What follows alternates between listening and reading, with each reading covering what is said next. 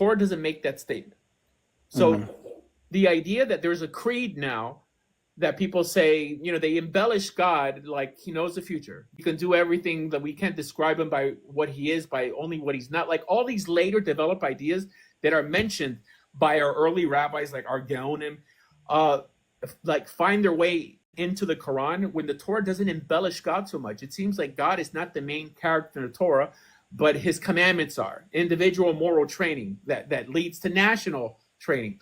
That's what it's all about. But now it's about believing correctly, interpreting prophecies correctly. Like, when did God ever punish anyone or reward anyone in the Bible for interpreting a prophecy correctly? It doesn't make any sense. It's just like the theme isn't there. It seems like in biblical Israel, you could have been an atheist, right? And just kept all the laws and be right with God, because there wasn't a religious litmus test. But not in Islam and not in Christianity. In Christianity, if you don't confess that Jesus is Lord, you won't have a share in the world to come. That, Satan's on your shoulder, like all these ideas that we don't see so well defined in the Jewish Bible, which makes you feel that they have different authors. Anyways, welcome, Teishi.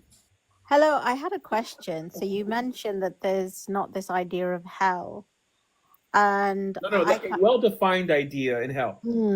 Because then does that follow then someone like the mustache man could do everything he did and alive himself, and there's no comeuppance for him? I personally believe that if God is righteous, there has to be more. There has to be some divine justice. I'm just saying hell as a theological concept is not so well defined in the Jewish Bible.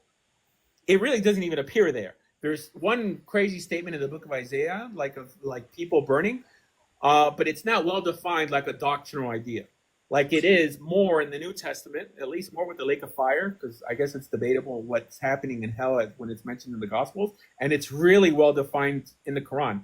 The question is, only because something appears in a book, you first have to ask, where'd you get this concept from?